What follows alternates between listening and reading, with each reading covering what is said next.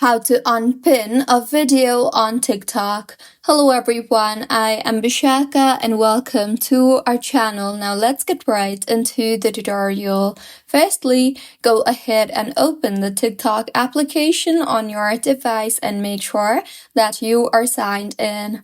Now, tap on your profile icon on the bottom right and then go ahead and navigate to the video that you want to unpin. The pinned videos are basically lying on top of your video selection. So go ahead and open the video that you want to unpin and then tap on the three dots on the bottom right and you will see the option for unpin. Tap on the unpin option you see there, and with this the video will be unpinned.